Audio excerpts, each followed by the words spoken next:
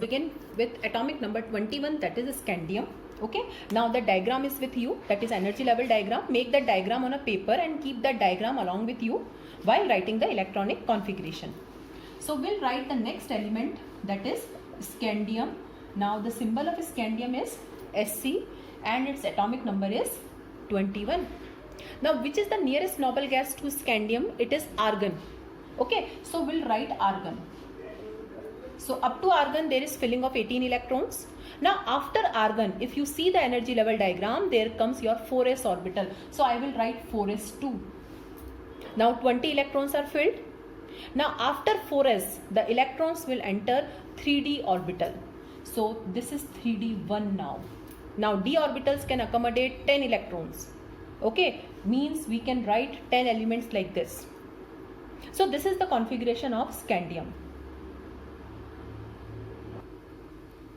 And suppose if you want to write the orbital diagram, then how to write the orbital diagram? So 1s, 2s, 2p, 3s, 3p.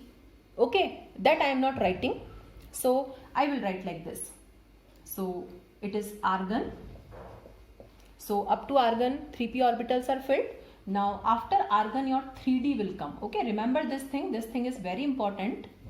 And then your 4s will come. So 4s is having 2 electrons and 3d is having 1 electron. So when we write the electronic configuration, we write 4s before 3d because 4s is filled before 3d orbital. 4s is having lower energy as compared to 3d orbital.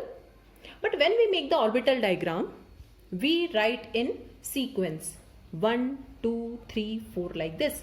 So while making the orbital diagram, we'll write 3d before 4s. And you can also write the configuration like this. That is also correct. That is argon 3d1 4s2. Okay, this is another way of writing the configuration. That first we write the orbital with lower principal quantum number, that is of lower shell, and then we write the orbital with higher quantum number. So both the configurations are correct. This is in accordance with our energy level diagram and this is in accordance with our principal quantum number. But orbital diagram we make like this only. So the next element is scandium is done. Now titanium. It is 22. So argon. Now after argon 4s2 3d2, or you can write 3d2 4s2, both are correct. Now if I want to make the orbital diagram will be like this. First I will write for 3d and then I will write for 4s. And you can see now we'll follow Hund's rule here. So 1, 1. Now 2 electrons are present in 3d and then 4s. So likewise we can complete for the other elements also. Now let's complete the other elements. Now first is vanadium, that is atomic number 23. So first my argon will come. Now after argon the electrons enter 4s. So it is 4s2 and 3d3. Okay. If you want to make the orbital diagram, you can complete the orbital diagram alongside. Okay. Now 24 is argon. The configuration should be 4s2 3d4 like this, but I will replace this configuration, okay, by this. So the configuration of chromium I am writing is argon 4s1 3d5. This configuration is more correct for chromium. Okay, now what is the reason behind this? That we'll discuss afterwards. But chromium is having this configuration. It is having 4s1. Means what I have done, 1 electron of 4s I have shifted to 3d. Okay, there is change in the configuration of chromium. Now your manganese will come 25. So it is argon, no change here, 4s2 and 3d5. Likewise here argon 4s2 3d6. So fill up to 10.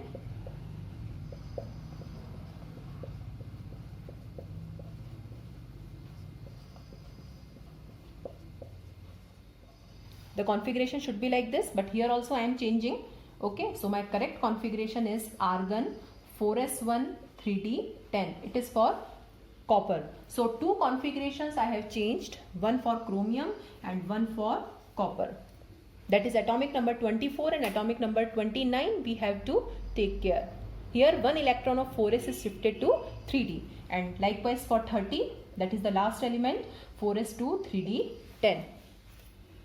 So you can see that we have filled the electrons in the orbitals, first 4s and then 3d, but take care in writing the orbital diagram. Okay, first 3d is written and then we write for 4s. A special thing is about chromium and copper, where the configuration is not 4s2, it is 4s1 4s1, that is 4s1 3d5 for chromium and 4s1 3d10 for copper. Now let's discuss the exceptional configuration of chromium and copper, that why we are changing the configuration. So first we'll discuss for chromium, that is atomic number 24. So the configuration should be like this, that is argon 4s2 3d4. Okay, now make the orbital diagram. So I will make the orbital diagram like this, 1 2 3 4 and 2 electrons here. Now I am changing the configuration, one electron is shifted to this side. So the configuration will be 4s1 3d5. Now if you make the orbital diagram, your orbital diagram would be like this, 1 2 3 4 5 and here 1. This is more appropriate. Okay, you will write the configuration of chromium this only. This is more correct. Now what is the reason behind this? Why we are doing this? Likewise, let's discuss for copper also and then we'll write the reasons together. That is argon 4s2 3d9. So let's make the orbital diagram.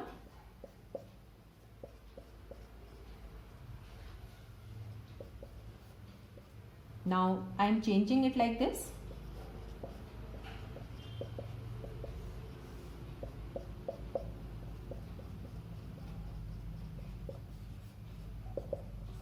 Okay.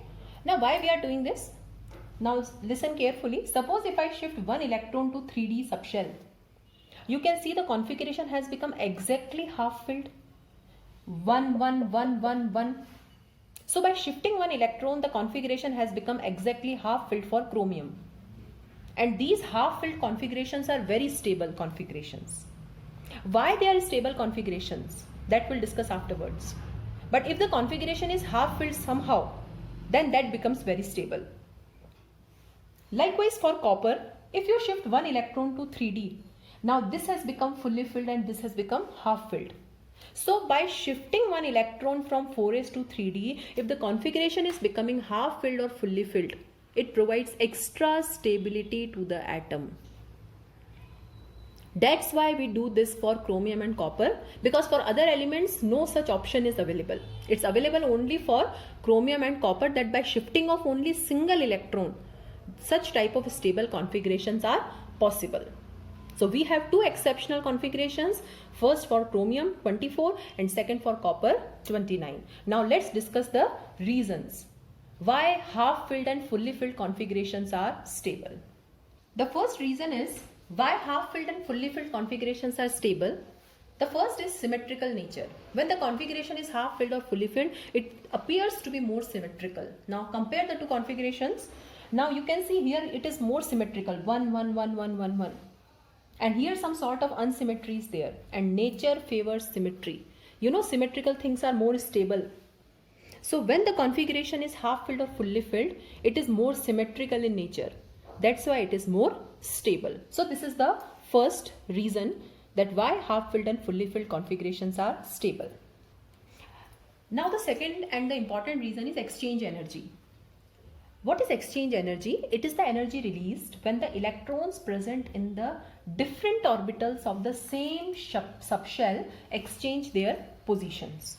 Now what is the meaning of this? Suppose I am having this d subshell. Now electrons can exchange their position because all the orbitals are of same energy, but their orientation is different. Okay, so suppose this electron, now suppose two electrons are there, so this electron can come here and this electron can come here. The electrons can exchange their positions. What will happen? Nothing will happen to the configuration because still the electrons are in the same 3D subshell, but during this exchange some sort of energy is released. That is known as exchange energy. greater is the number of exchanges, more and more energy will be released. Suppose 2 exchanges are there, 4 exchanges are there, 6 exchanges are there. So as the number of exchanges increase, that many times the energy is released. Now let's see how it is contributing to the stability of half filled and fully filled configuration. Now suppose the configuration here it is 3d4 and it is 3d5. We are discussing it for chromium. The first electron can exchange its position with second, third and fourth. Okay, the first electron can exchange its position with second, means first and second can exchange their position. First and third can do, and first and fourth can do. So the total number of exchanges are 3. So I am writing here it is 3. Now the second electron can exchange its position with third and with fourth, because with first it has already done. So the total number of exchanges are 2. Now the last electron can exchange its position with only fourth. So third can exchange its position with fourth. So the total number of exchanges are 1. So how many total exchanges are there? 6. Okay, I am explaining it again. Now first can do with second, third and fourth, 3. Second can do with third and fourth. Third can do with fourth. So total exchanges are 6 now. Now let's see it for 3d5 configuration. So you can see that the first can exchange its position with second, third, fourth and fifth. So the total exchanges are 4 now. The second can do it for 3, 4 and 5, 3 times. Now third can do with fourth and fifth, 2. And lastly fourth can do it with fifth. So the total exchanges are 10. So which is having greater number of exchanges? Definitely when the configuration is 3d5. Greater is the number of exchanges, more is the stability, because more and more energy will be released. So this is the reason behind the stability of half filled and fully filled configuration, that they are symmetrical in nature. That is the first reason. And second, they have more exchange energy. So you can just add one sentence to this, that since more an exchange energy is released for half filled and fully filled configurations, they are stable. So this was all about the quantum mechanical model. We discussed quantum numbers, we discussed the concept of orbitals, what is the difference between orbit and orbital, we discussed what are the shapes of different orbitals, what are different rules for writing the configurations, and how to write the electronic configuration with the exceptional configuration for copper and chromium. Now we have in our syllabus the configuration of ions also, how to write the electronic configuration for ions, that is cation and anion. So this will be the last topic that we'll discuss in this chapter. First we'll discuss it for anions. Suppose if I want to write the configuration of O minus, how to write? So I know that the atomic number of oxygen is 8. So first I will write for 8, that is oxygen 1s2, 2s2 and 2p4. You can count 4, 6 and 8 electrons are there. Now how to write the configuration of O minus? Now we have to add one electron. Negative means you have to add one electron, and that electron will enter the 2p, because you can remove the electron from the outermost orbital. Also you can add the electron to the outermost orbital. So the configuration is 1s2, 2s2, 2p5. Likewise, for if I want to write the configuration of F minus, first I will write for F, that is 9, 1s2, 2s2, 2p5. Now one electron will be added to 2p, and so it will become 2p6.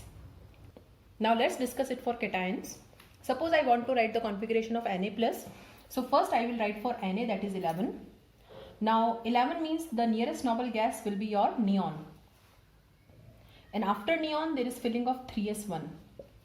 Okay. So what will be the configuration of Na plus now? Simply neon. Because if you want to remove the electron, that will be removed from outermost, that is 3s. Suppose if you want to write the configuration of Fe2 plus. First you write for Fe, that is iron 26. The nearest noble gas is argon 18, After argon, remember there is filling of 4s. So 4s2 3d6. This is the configuration of iron.